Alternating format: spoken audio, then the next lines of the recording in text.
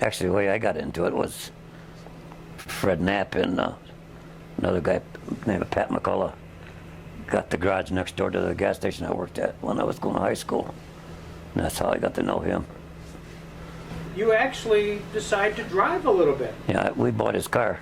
Oh, is that right? Yeah, it was a '39 Ford Coupe, number 34. That bought it for $50. And we raced it at Skyline. That was before Stateline over there, Sugar Grove, and Jamestown Speedway. Skyline was just a narrow little track with horrible corners on it. Jesus, if you could get around it without getting off the end of it, you were really lucky. You there for the first night? Yeah. What was that like? What was day one like? Oh, it was crazy. It had rained, I don't know how many days before that. Right. Everybody and their brother was stuck in the parking lot. The track wasn't all that bad, but yeah, it was crazy. You remember much? Was there a big crowd? Was there? Yeah, there was a good sized crowd there. We had some pretty good drivers. Emery Man was there. He was a kind of the hot dog at the time.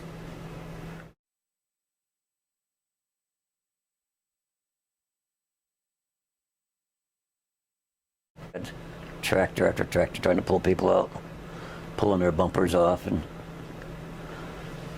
it was quite a deal. Service manager down to Berglund's at the time. I started working down there, and then Fred Knapp was working there. We got together and got a car together. We bought Bob Dool's car, that 62 Ford, or 60 Ford. We run that for a couple of years. It's crazy. I had a brand new Chevelle.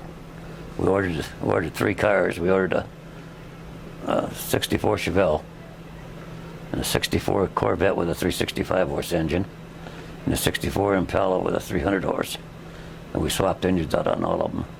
You never in the world ever do that in today's world. So that's how we ended up with but we built a brand. Had it. Went down there on Sunday morning, took the Chevelle and drove it down to Gino's for breakfast, and then come back and tore it all apart. God, it's crazy. Did you get paid to do what you did on the cars? Yeah, we set up a percentage here. We owned our own car. Oh, okay. Yeah. Fred got 30%, and I got 20%. And then we had another guy that helped us there. I used to give him money out of my pocket. You were working for Bob when you and Whitey were with Bob. Did you get a percent at that time also? Yeah, because the car was actually I was taking care of the car there. Berglund gave me the car. We made out damn good there. We went out to Connet, won a big invitational out there. I think we made close to $3,000, which was a heck of a lot of money back then. Then they had team race where they run, not team race, yeah, team race, I guess they call it. They run a Sportsman and a late model together. And Fred Knapp drove. One year he drove the late model and Skip drove the Sportsman, and we went the other way around the next year. And we won both of them. A race where we started at one track and ended at another track there. We won that. And that was about $1,700. Well, they raced like 100 laps at Stateline, and then they went and raced at Erie another 100 laps. It could have been the other way around. I don't remember. Yeah, it was the other way around, yeah. Really? Was it? Yeah, it started at Erie. So it was, in essence, a 200-lap race, 100 at each track. But And they sort of combined it? You got paid off at the end of the 200. Freddie won both segments, as I recall. Is that right, Jim? Yep. Wow. Tom Dill? Yep. Yeah. Yeah, he was another one of the nicest guys in the world. Yeah, he would definitely, he would get you around. Yeah, I forgot about Tom. Yeah, he'd definitely do that. What was unique about Tom? Why would, I actually think that he did it just because he thought it was funny. He used to pick on Floyd Finelli, and you got to be a goddamn idiot to pick on Floyd Finelli. But he'd get him going sideways and stuff there. Floyd would be so darn mad. Tom, he'd be laughing. He thought it was funny. But that's the kind of character he was. All the way down to Daytona, you were there for Speed Week. Was that ego in being there, or what was it? I don't know. Stupidity, probably. So you guys kind of paid your own way. Julian wasn't picking up the tab? Well, Julian said he'd pay everything but our meals. The was funny thing with that was I took my slips over there for my, because we rented a house. Fred and I rented a whole house. And he gave me just half of my rent. And I said something to him about it, and he says, well, I'm not going to pay for your wife. I said, oh, Christ, she sleeps in the same bed. That was kind of, that was Julian.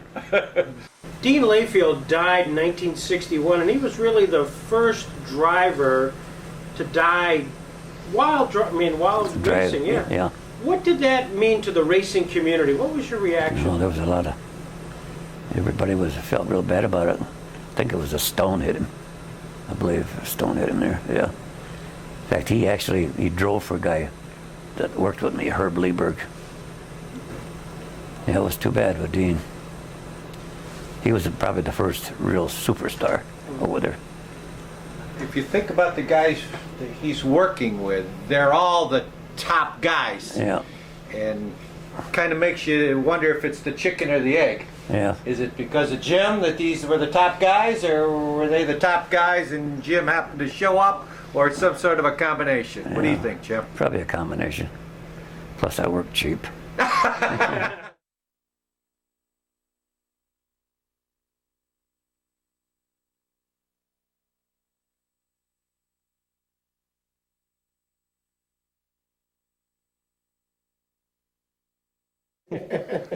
Well, that was a joke because we went to this race and we got there and what was it?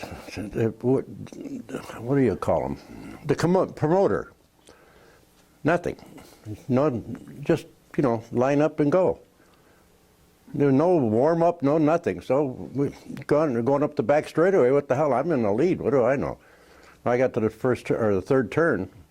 And they had watered the track, and nobody told anybody, nothing. Nobody knew what was going on. And I spun and hit the tree.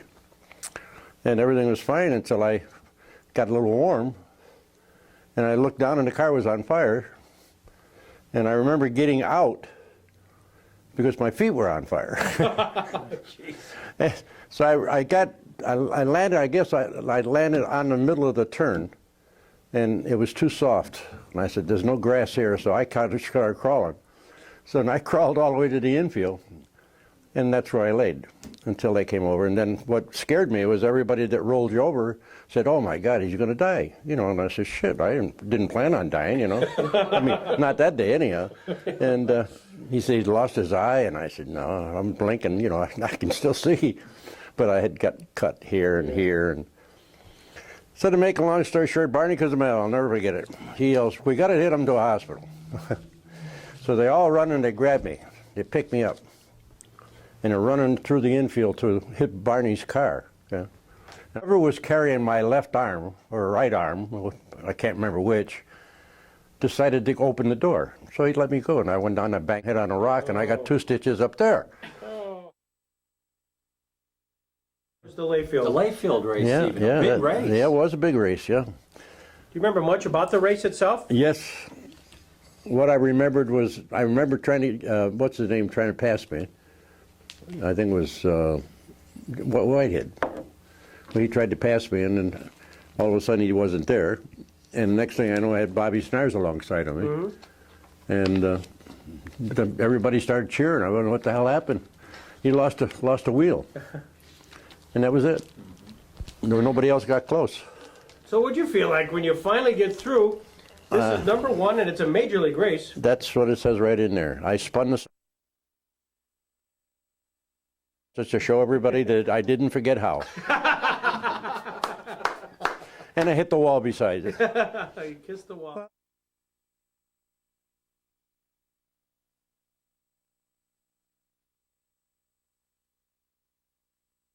I remember one time, was it Erie? someplace we were racing anyhow. And Floyd, he got in an argument with this guy from Erie, and the next thing the guy was calling him, he was calling him all kinds of names, and Floyd was, you know, threatening him. Next thing you know, the guy's laying on the ground. What the hell? Everybody's screaming. Bud, he just took about enough. He just hauled off and belt. Oh, he really ruined him. He said,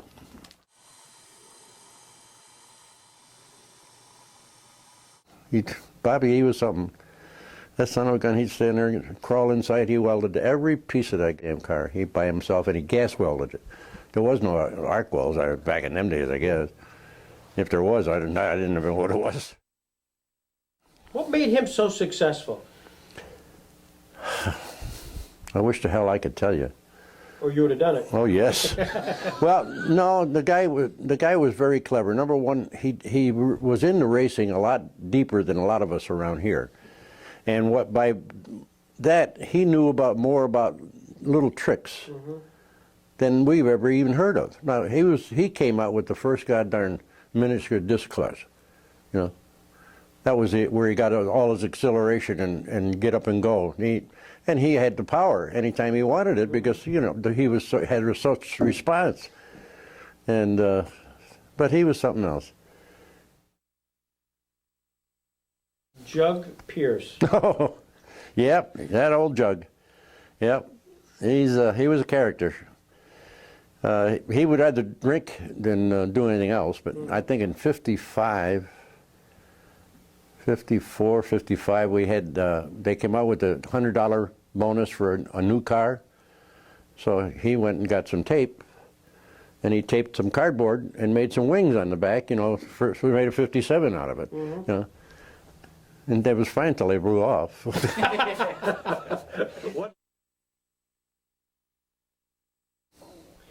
Sammy Lemancuso. Sammy, he's another one. Same thing. He's quiet, never said too much, but hard worker, and very, very, very intelligent. Very intelligent. I mean, he could fix anything. He still can. Yeah. Yeah. For 51, Tom Dill. Oh, God, Tommy. Yeah, Tommy's a good friend. Can't remember too much about. We used to go to Motordrome and race, and Tom would bring his motorcycle, and then he'd try to go up the hill with me on it, you know. And we'd get almost to the top, and I just put my feet down. I always told the same thing: you can't kill me that way. I won't let you. But Tommy, we had Warren, Pennsylvania. He come up the back straightaway and flipped it. And I know I come up the back straightaway, and I was running behind him, but the car looked like it was going to catch on fire. I remember jumping out and getting him out on my shoulders and running to the infield, and that was it. We were a buddy from there that day on. Honest to God, we were closer than what you can believe. I got to tell you one story about Skirt. See, I just had my teeth removed, and I had this habit, you know. I can't drive with the goddamn things in. I take them out and I put them in my pocket, you know. And then I get into me, little dumbass. You pull your strips tight, and then you're bouncing around. Well, when we got out of the car, talking to Skirt about something, and I'm using all the foul language you can think of, you know, because I didn't know anything different. And then he introduced me to this preacher. And this is Father so-and-so. And I said, oh, thanks for the warning, you know. But anyhow, when I took my shirt off, I had these teeth marks on my tip. And I said, hey, many guys can go around and say they suck their own tips off. In fact, I had to explain it to my wife when I got home. What the hell is going on? I said, look at the teeth mark, they're mine. I don't know where this all fits in the documentary, but it's wonderful. It's a terrific story. One more thing that you hadn't heard. Tom, one time I asked him, Tom, where the hell are the gauges in the car? He says, there's the gauge. He has a starter button, you know. He says, that's all you need. That's what I mean. He says, if it's hot, he says, it'll steam. He says, you don't have any oil pressure. He says, it'll blow. He says, so what the hell do you need gauges? They're going to save the fortune. There's a guy number 41, Jim Pallaro. What was he like? I don't know, that crazy bastard. It's hard to say about him. Every day was a holiday, you know. That's all it was. It was a game. It was just a game, going out and having fun. Probably the question would be, would I do it again? You're damn right. You're damn right.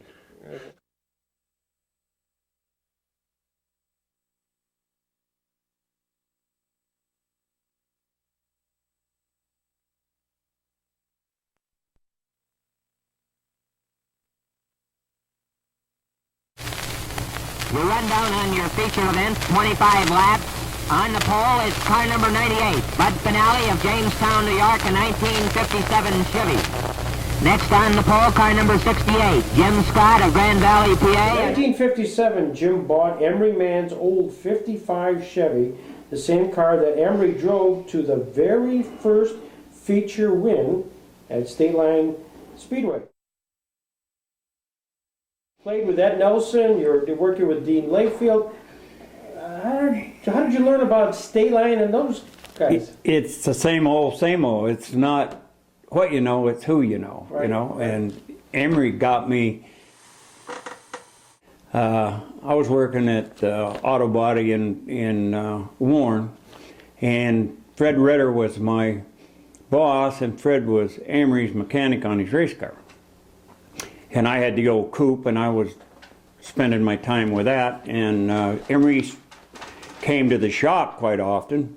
And one day he suggested that I would buy his 55 Chevrolet that was all ready to go, and it could make more money with a late model than you could with a sportsman car. Well, I had no money to buy a race car, and Emery said, "Could you afford $50 a month payments on it?" And I said, "Well, heavens, yes, you know, 50. You can afford anything if it's on payments, you know." And I bought the car and towed it to Stateline. The first time, I guess I had ran a sportsman race, one of them 100 lappers at Stateline before that, but we towed in there young and dumb and didn't have any idea what was going on. But Emery convinced me that, you know, if you run decent, you could easily make more money with that car. And then back then, it was all about making $1 with a race car. And it could make enough money with a car and a heat and a semi to make it profitable for us. And the feature wins eluded us. I mean, it was just, we were like having a mule at the Kentucky Derby, you know. The car wasn't capable, the driver wasn't capable, the crew wasn't capable. So it was a learning experience. First late model race I won with my GTO, I think was a 50 lapper at Erie. Squirt passed me, and it's a 50 lap race, and there's like 10 laps to go.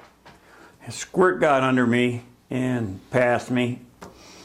And I said, "I wish your damn tire would fall off." And guess what? His left front tire fell off. Just like a prayer was answered. And I went on and won the race. So that really, I'll never forget that. And Bobby Snars, you know, if it wasn't for Bobby Snars, I'd have been a hero, you know. I mean, I followed that man around the racetrack all my life. And he was so hard to beat. I'll rush only car number 4 on the move. Here it is, the checker flag and the win. Bobby Stars. Bobby was always, he was a smooth race car driver, a very good race car driver. He had a lot of fans. But Bobby moved you up a racetrack, and he'd do it so easy and so gentle that nobody ever seen it. Especially the people on the racetrack. They could never see that, you know. You'd be leading the race, and Bobby just coming up off the corner, he'd just just loosen you up enough to get to here. And once he got to there, he had you beat, you know, because then when he got to the next corner, he was here and he was gone, you know. And he was an absolute genius at just loosening you up a little. Nice scoring, Bobby.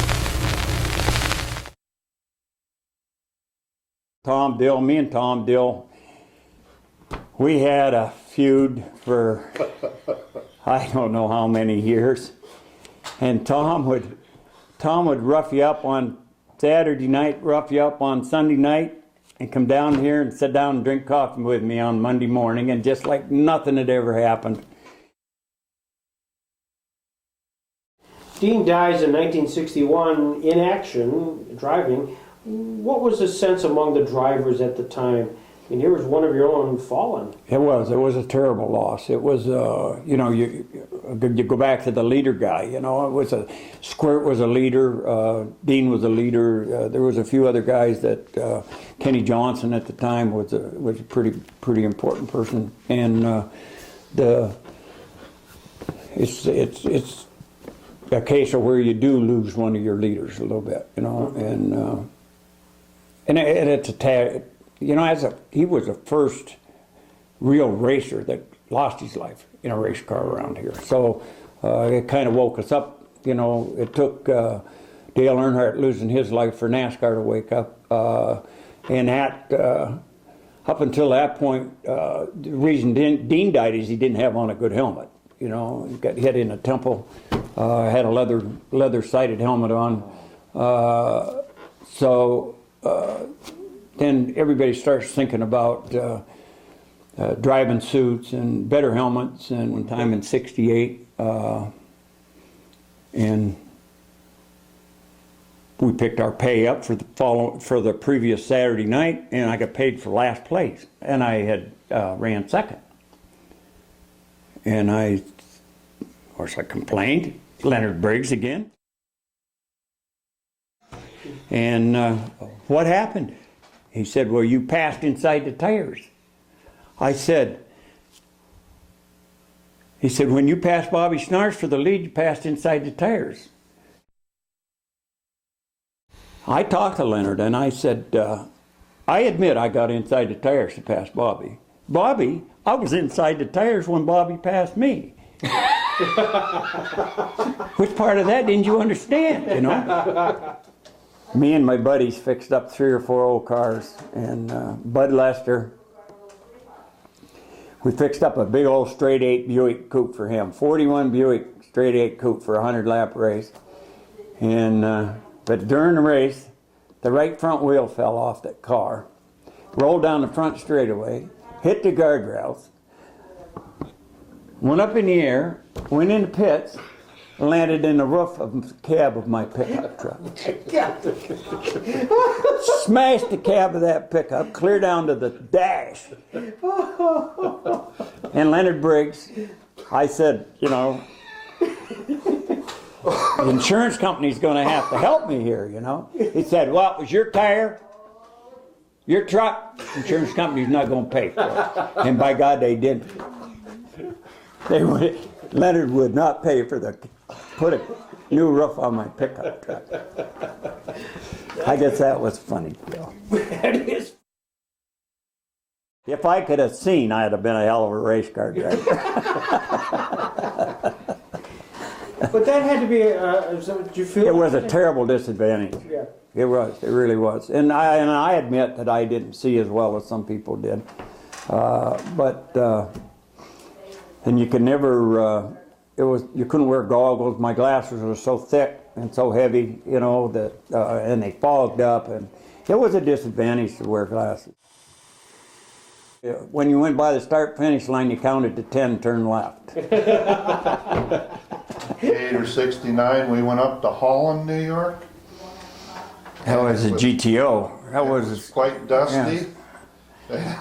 And Jim lost the racetrack and hit the fence on the front straightaway. His glasses flew off because he had an open face helmet. Yeah. His glasses flew off and he couldn't find his way back into the pit.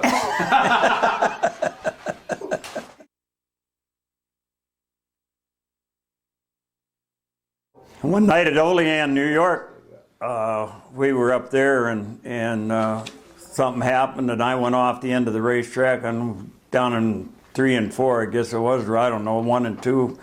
I went off the end of the racetrack and down into this swamp, and I'm down in there trying to find my way out, and another race car comes charging down in there, and here's Dave Turner. He followed me right down there. He had to lead me back out to the racetrack. You were going to show him the...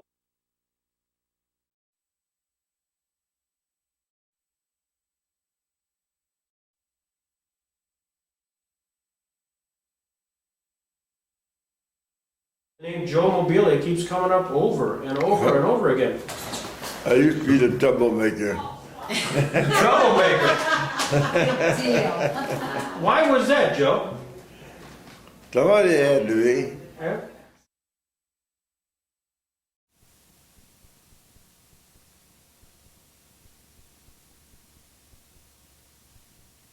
What about the stadium days, Tom? What year was that? That was later? That was early, yeah. That was 58. That was 58, because I know I was a little kid then. You're still a little kid.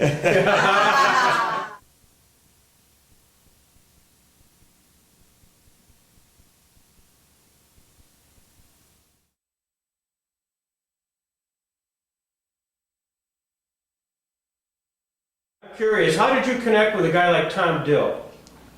What's the connection here? We drove a car. Yeah. Was he any good? Well,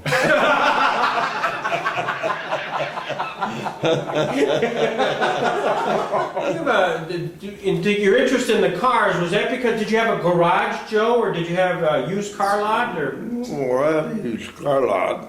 Right. It was interesting in them because you put them together and run, that's all.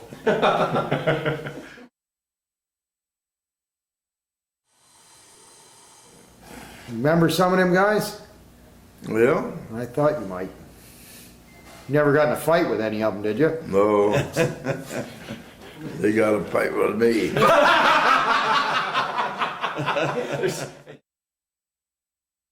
Leonard Briggs. What's Leonard Briggs mean to Joe Mobilia? He owned it. Yeah.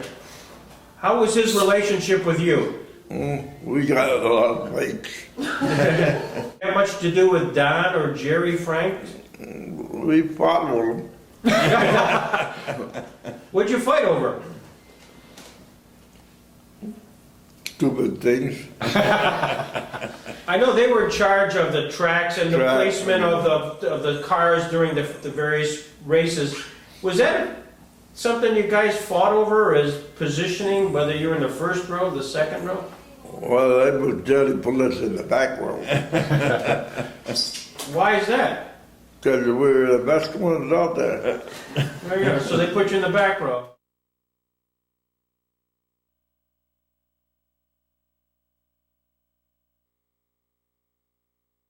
Jerry Frank is alive, Yeah, and he remembers you. Yeah, we did enough fights. Well, he said that you and him had some disagreements. Well, that was not hard to believe.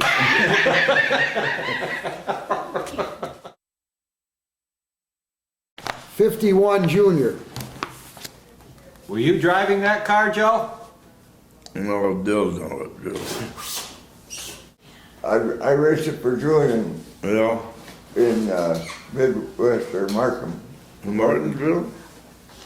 I raced it at Canfield and Cleveland and A few places. What cars did you race, Joe? Do you remember when you were at Stateline and it looks like 1961 through... I didn't drive all the time, I drove once in a while. Would you go to the track and if the driver wasn't there, you'd jump in? There wasn't a racetrack that we didn't go to. you had more cars than you had drivers. Did you make any money at this, Joe? Was this for... Made a living out of it. Really? Now, people have said that when you were in the racetrack and in the either driving or in the pits, that occasionally you would have a short temper. I can't believe that. No, it was short.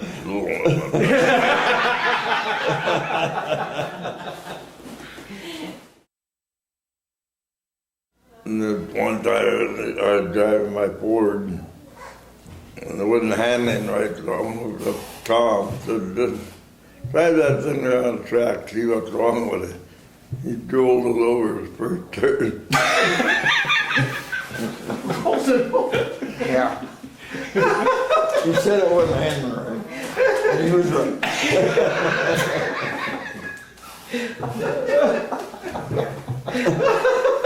Joe, did you ever get mad at Tom? Lots of times. I had highs 3 or 4. Wow, is that right? You always had at least 2. Well, we had Most, two, you know. 2 or 3 classes. Right. One was, they call them midgets, or, Sportsmen's, midgets. well, one that reminded me that Ford Coupe. There was a lot of them around.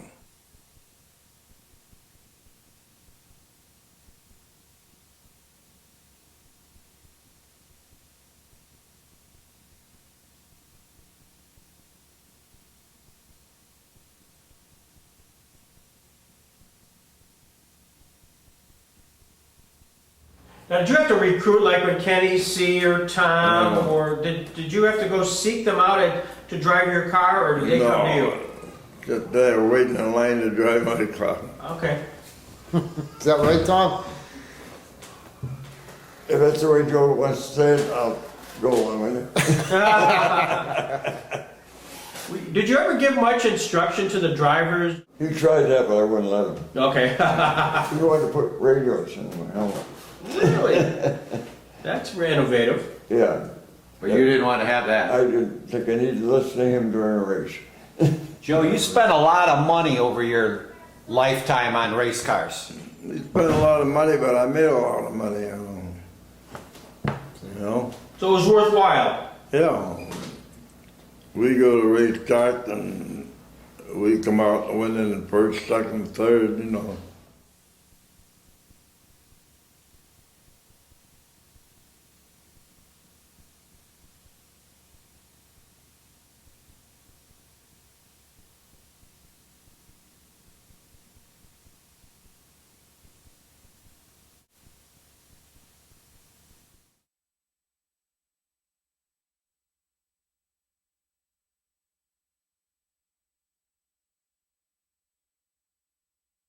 Car number, John.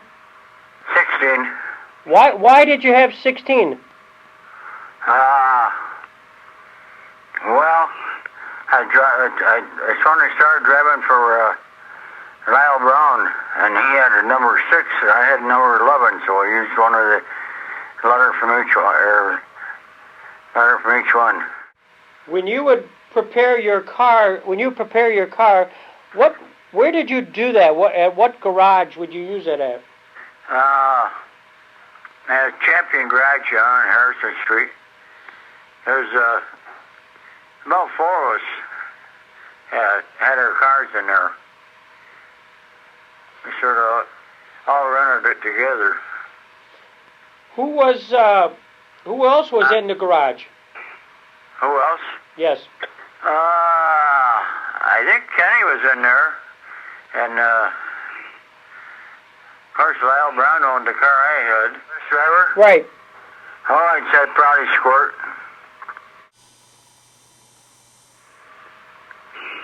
What did you think of Dean Layfield? Oh, he was quite a guy. I never ran with him too much, but he went mostly down around Olean and stuff a lot. Mm-hmm. Come up at Stateline once in a while. He was a good driver. Do you also remember Jughead Pierce? Oh, yeah. Jughead. Yeah, he's quite a guy. Did you ever go to Daytona? Yeah, I practiced down there. I never did run the race. Bobby Schnarr's M1? Oh, yeah. He was a real good friend. Busti, Bob.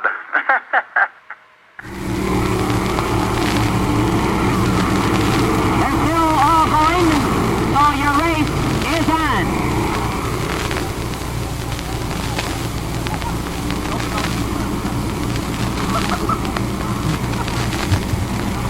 In the lead yet is Busti N.Y in car number 98, leading the pace. 2 laps completed, 23 laps to go with Keith Warner and 20 running second.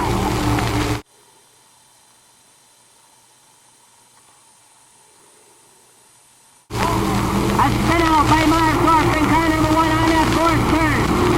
And Marv is stalled.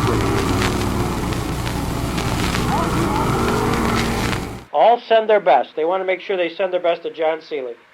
Oh, yeah. Thank you. You told me you're going to talk to me, huh? Exactly. Yeah. Yeah. Yeah, I miss all them gang.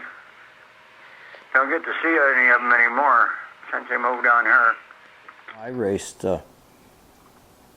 motorcycles and I road raced before I came up to Stateline. Oh, is that right? Well, I found a girl that had an MGA, so I married her so I could race her car. It's as simple as that. I still tell people that. And she tells people that. We raced that for a while, and then I crashed that in the first pro race in Canada, which Roger Penske won.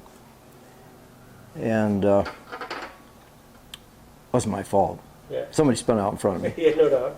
Was Roger Penske at the time? Did you know much about him? Did he have a reputation? He was just a kid with more money than I had. That's all. He had I think an RSK Porsche, and he won the pro race up in Canada that I was talking about. Right. No, he was just a kid with a open trailer and a tow truck or tow car. We bought a Cooper Monaco that had belonged to Roger Penske, and we were going to race that in the early pro races of SCCA, but they never turned out to be anything. They ended up with a lot of millionaires and not any prize money, so that's when I parked that and went stock car racing. What was the reputation of the Speedway at the time when you were thinking about getting involved in the stock car world?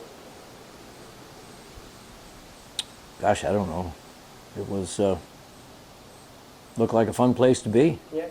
New cars, and back then we raced what looked like stock cars, not the stuff they run now. Well, I bought a car from Twin Auto. That it was a '64 Dodge that had been rolled over, but it already had the 440 in it and a 4-speed, or a 426. I'm sorry, a 4-speed, and I didn't do much to it except straighten the top and take all the insides out. And I lost money then. That first year, well, I raced a Dodge for a few years, and then I raced a Roadrunner, and I put a wing on it and called it a Superbird. And then I sold it and didn't race for a little bit. And then I bought one of Sammy's old cars, a Dart. Really? And I raced that for a couple of years. Then I got bored with it, and I had a big sailboat, and that was more fun on a weekend than working on a car. So, Few that you like to emulate? maybe Squirt, because he had a Dodge and I had a Dodge. You mentioned Squirt Johns. Did you get to know him much? Yes, he actually helped me with setting up the car, which everybody told me he wouldn't do. They said, he'll tell you lies.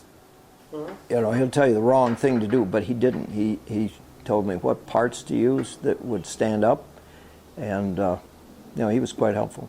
You being a new kid on the block, kind of coming in and showing up one day? Oh yeah, let's bang the new kid around. Is that right? And that's what they do. Did they? Yeah, they did back then. I can remember Tom Dill coming alongside. He raced the same year car, I think, and it was a Dodge as I did. And I can remember coming around and passing me. I think it was coming out of the fourth turn and looking over at me and smiling and just slamming me into the wall. Didn't hurt other than paint, and smiled. And that's all he did. No bad feelings, no nothing. And I knew what he was up to, you know. So it didn't bother me. Yeah. Kind of welcome to the club. Yeah. Floyd finale. What's that mean to a Johnny Boyd? Funny you'd ask that. Floyd and I never got along on the track. Is that right? No, he used to slam me around pretty good. And I know at least one time we came to fisticuffs, but it ended quick. Want to know the people that would push you out of the way? Yeah. Floyd Finelli, Bobby Snars. Right. Who else? Dick Litz, if he could get close to you, but no, there was some, but Right.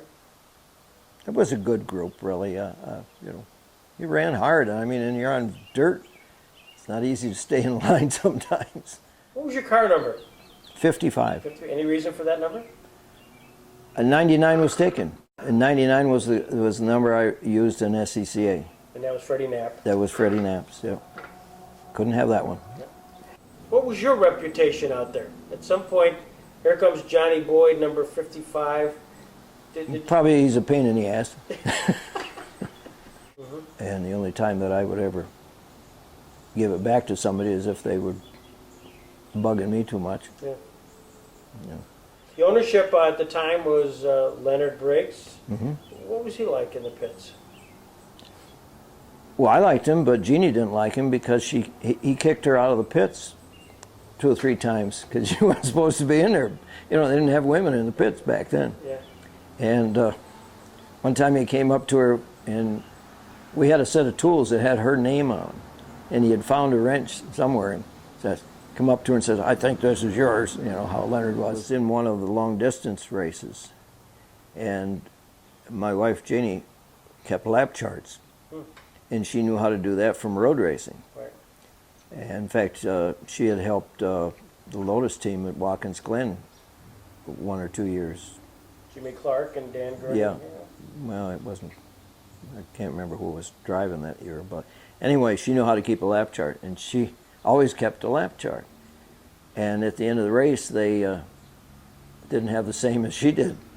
And she went back up there and showed them with her lap chart, and they didn't argue whether they paid 2 people for the same position. Really? Yes, they did. The last lap of a feature, leading. Who would be the person you'd least want to have coming up behind you? Bobby Snars. Bobby Snars? Absolutely. Reason being? He'll spin you out. Would he? And then he'll straighten you out as he goes by. Yeah. Yeah, that was his favorite trick. Then you think, gee, it was nice of him. I was spinning out and he straightened me out. Yeah. What a good guy. And they were by you. He was good. He was a hell of a driver. Yeah. Can't take that away from him. I have heard, I don't know it as a fact, but I always heard that Bobby's cars were so light because he used exhaust pipe for roll bars, but I don't know it as a fact. You'd have to ask Bobby. Well, I mean, they knew what that car was going to do from one heat to the next. mm-hmm. I went up there with the same car, with one car, one set of tires, and I never changed the tire unless it was flat. You know, I didn't approach racing with the same degree of professionalism that they did. Mm-hmm. I made money at it. It was part of my income, so it was kind of made me happy. I think biggest I ever did was second place. Okay. I never won a feature. Yeah. I used to win heats from what I remember, right? And I used to be pretty consistent. I liked the long races, but there wasn't that many of them. Ever get back to Stateline at all?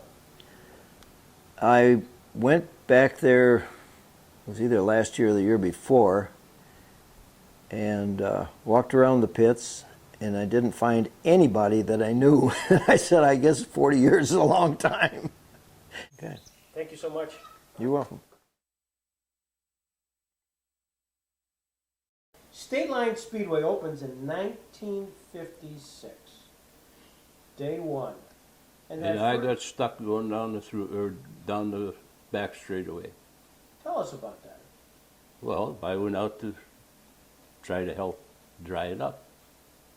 And I got stuck going down the back straightaway. They had to tow me out. First day? First time that they run.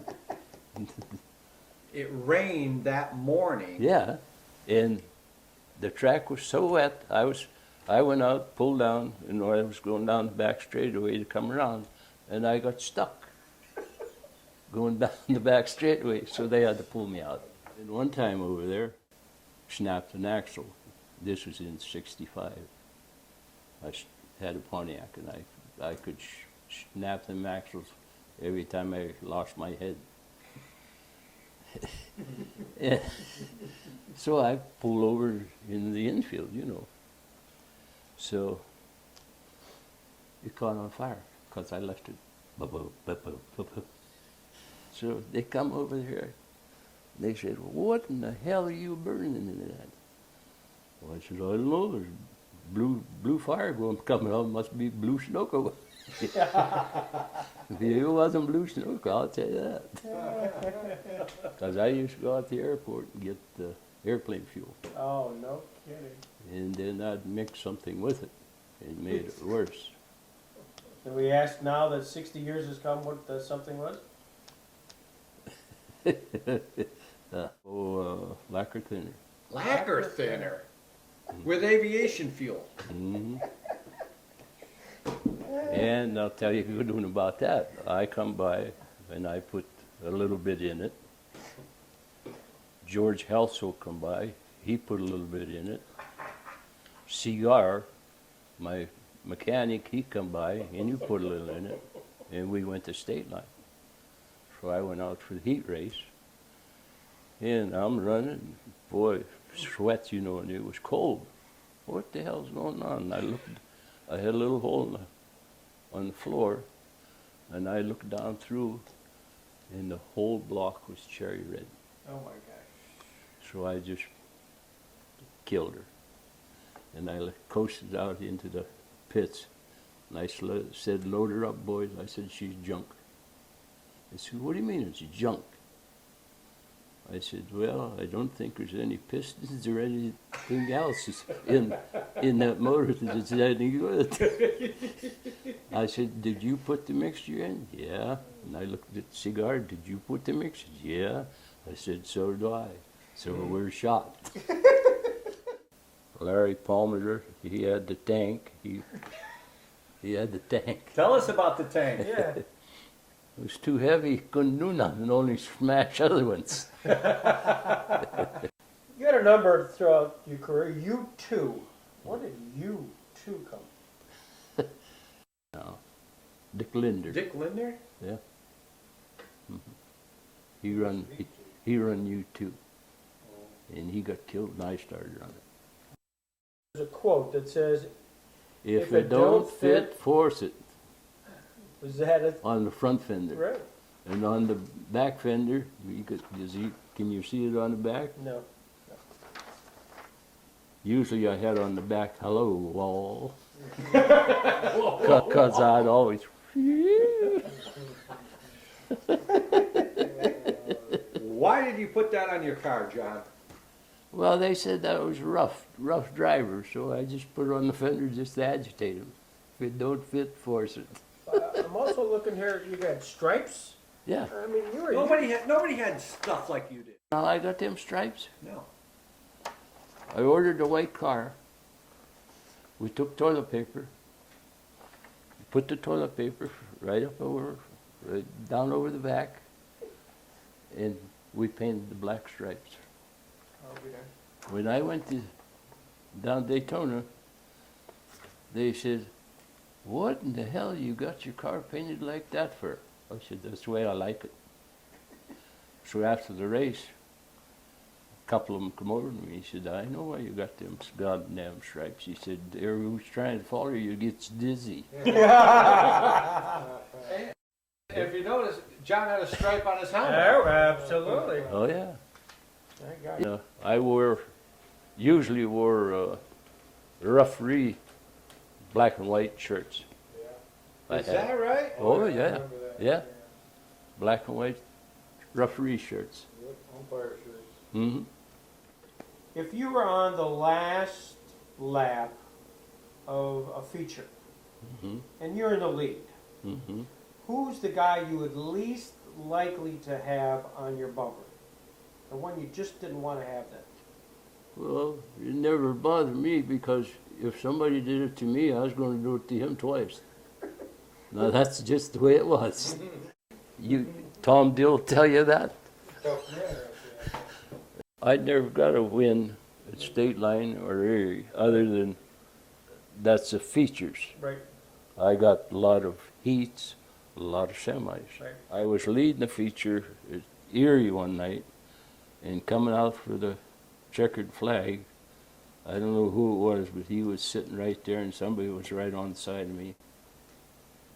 I hit him, and that messed the whole night. Over at Busti one night, a kid come up to me, and he says, "You got a inch and 3/4 socket, or inch and 1/4? I don't know what it was now." I said, "Yeah." He said, "My dad wants a board." He said, I said, "Who's your dad?" He said, "Johnny Ditch." I said, "Get the hell out of here, because I'm Johnny Ditch."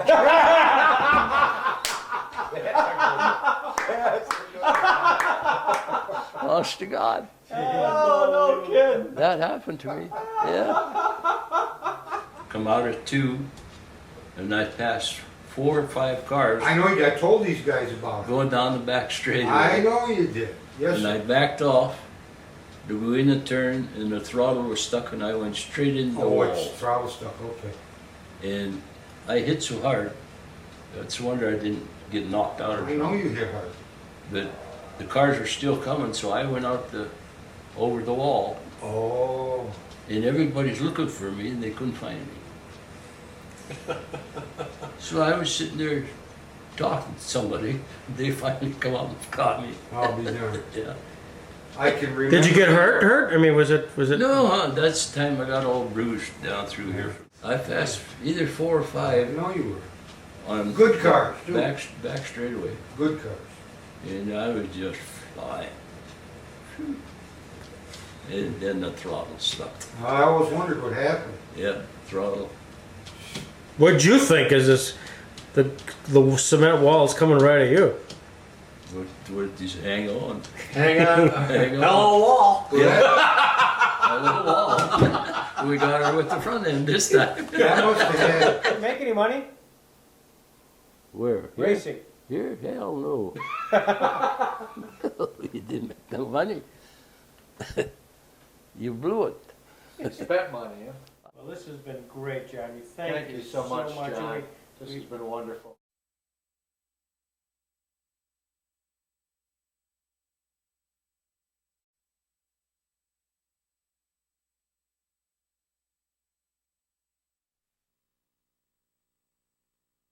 doing jalopy stuff Yes. first.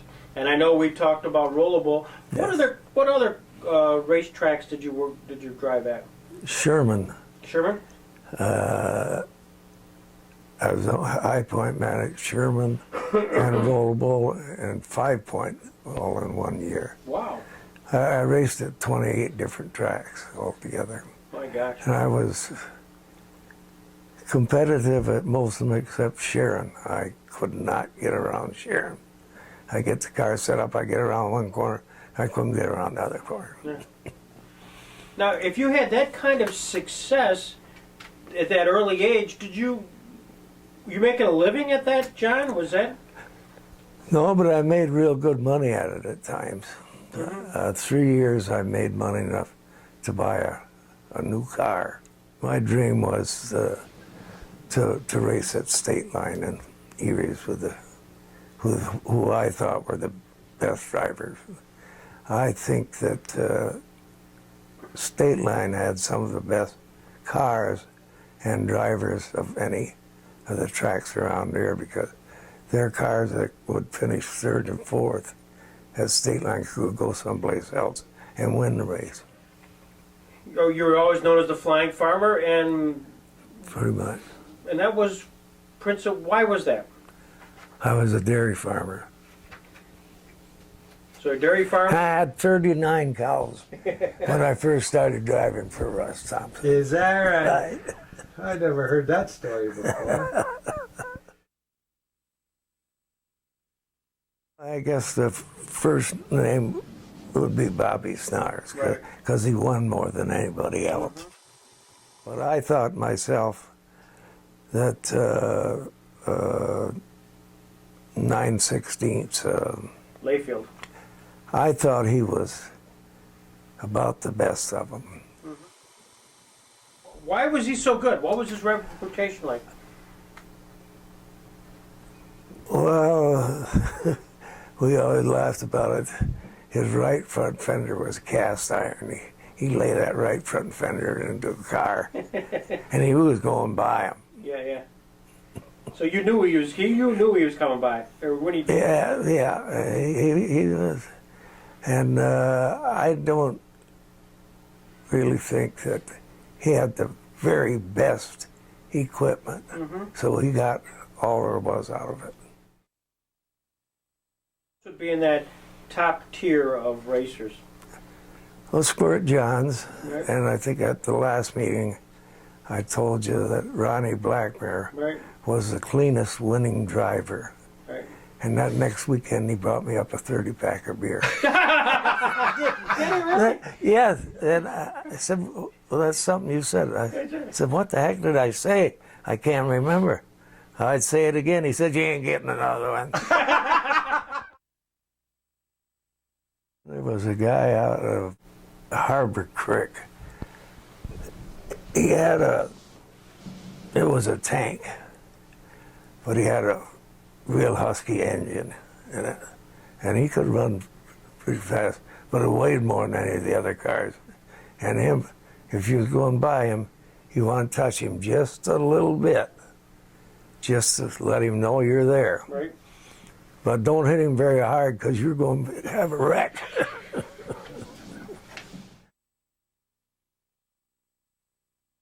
I drove for Russ and Barry Thompson. Russ was the father of the owner of it. Some guy said, Russ Thompson's looking for you. So I went over and he said, you want to drive my car? Oh, the guy wins with it the night before. And yeah. And that's just about what I did with it. I put my foot to the floor when they dropped the green flag. I'd fishtail coming off the corner, but every time I'd fishtail, there was a hole. It was just luck. Yeah. And so that. But that's a technique of driving. I mean, you did it one way. Guys like, I guess, Squirt Johns would sort of drive differently, right? Sort of along the inside. And... Well, Squirt strictly run inside, yes. But I just was showing that I put my foot to the floor and I could get around the track. Yeah. But I was about half losing it in every corner. Yeah. But when I lost it, I lost it just luckily where the opening was. Yeah. It says here in a little story, you became a familiar name on the Erie Stateline circuit when the Thompsons put out a couple of garishly painted machines dubbed the Pink Panthers, number 38 and number 39.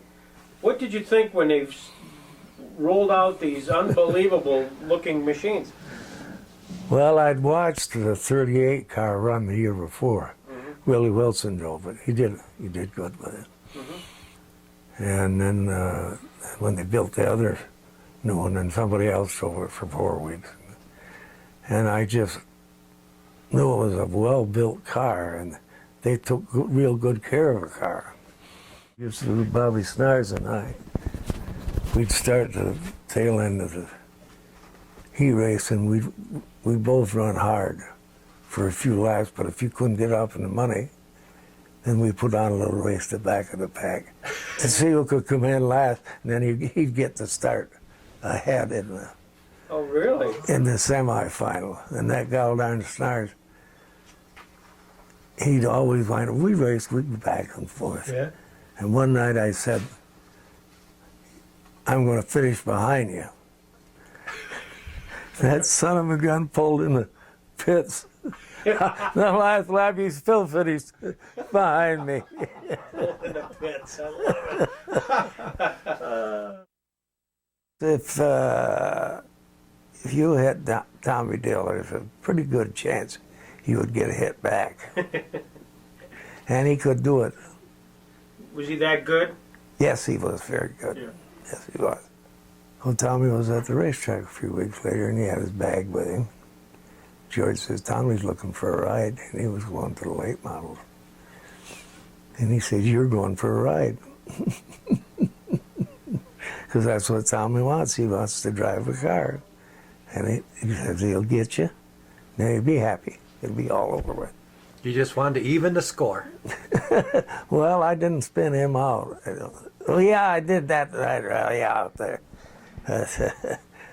Yeah, I see him put his suit on. I knew he had a ride, and I see what car he was in. He missed me the first time, but he didn't miss me the second time. George says, he's all right now. He did what he wanted to do. That's all over. He won't bother you anymore. So I think you've covered it pretty good, and you know what the public would like to hear. Well, and I shouldn't have told you the truth a few times. I should have said something the public would like. Truth isn't always bad, you know. Tom Dill gave us some stories also. a lot of his stories aren't going on the camera. No.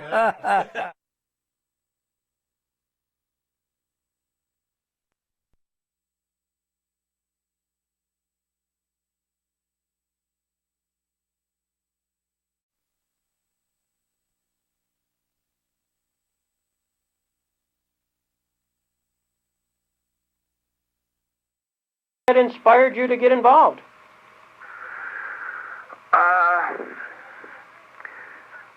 I just when I was a little kid, I was interested in automobiles, and I got a couple pictures where my dad raced, and it had, you know, like 33 Chevy or something like that with the back end cut off, and just plain loved racing, still do. How did you get involved with Stateline Speedway? I run Skyline Speedway a lot. Okay. That was one of my favorite tracks. And then, I don't know what the whole deal was there. They started building one across the hill. And just being nosy, I guess. Just had to see what was going on there. And, of course, they advertised a lot. And I was at the first race there. I remember every man won it. But that's about all I remember about it. What do you remember about Leonard Briggs? Oh, Leonard, he's about an ordinary old guy, but he was good. I liked Leonard. He had his mind made up on something. You didn't change it. You just had to go along with it, you know. But he treated me good. I always liked him. The first number I ever had was 53, and that was actually the year I started racing. That's where I got the number. It was 1953, and I wanted the number 52, but it was taken. And after that, is kind of a unique way that was all modified stuff. Dickie Bend Speedway, you know, and stuff like that. And I couldn't even, you know, just starting out new with some of those old timers older than dirt. Those suckers could really drive a modified, you know. Right. And then they came out, and I got very fortunate that like getting in on the ground floor when they came out with late models. Oh Lord, they had quite a few top drivers, and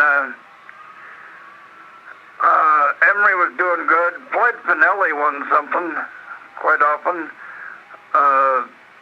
Dean Layfield and Hal Russell. Pretty much when Squirt Johns came in, he was the king there for a while.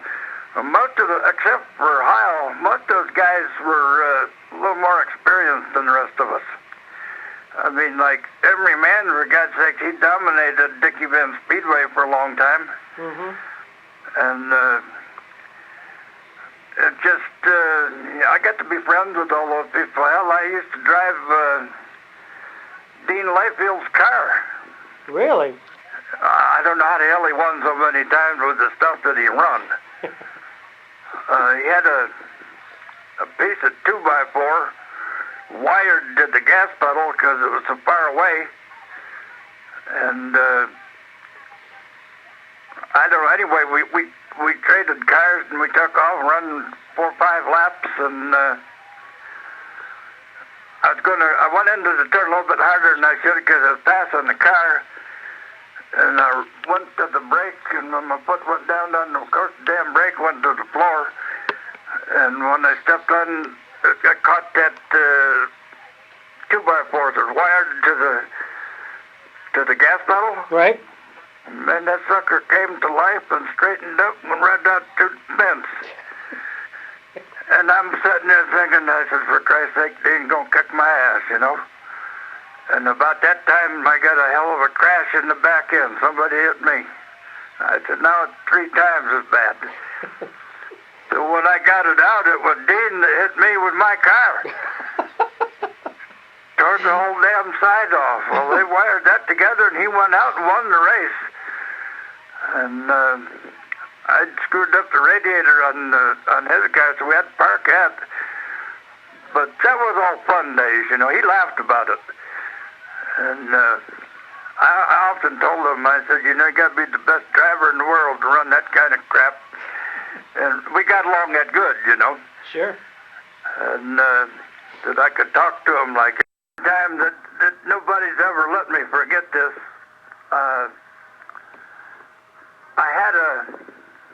I started out the season with last year's car.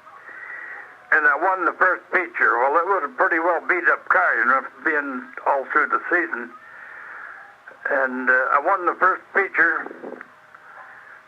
and they got a write-up in the program, which I have. And they wasn't nice to me. They said the oldest rattle, you know, junky-looking car won the first race, and stuff like that, you know. I had another car, but it wasn't done. So they were kind of, you know, don't do this to us. Bring out a nice car. You can do it, you know.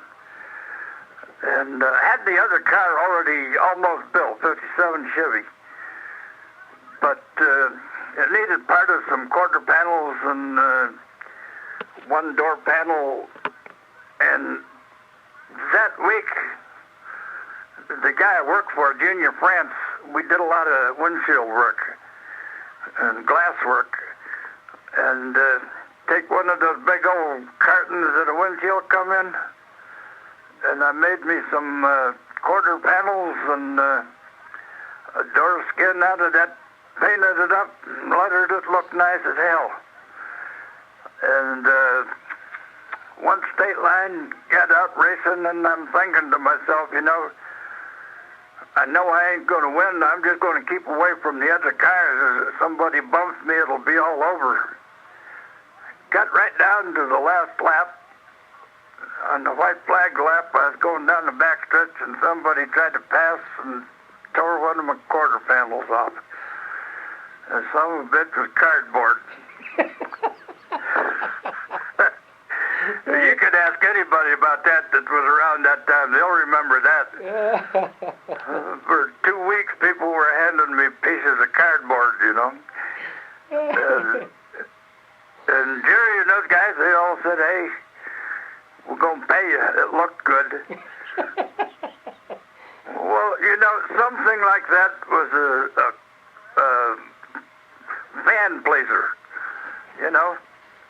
Something for them to talk about. I remember that I had seconds and thirds. I didn't win a lot of features, but I had a lot of seconds and thirds. I think Paul Wilson and I were tied for heat races and semis that were won. I had a fire extinguisher canister that was, that's comical. It was water type that wasn't liquid, Right?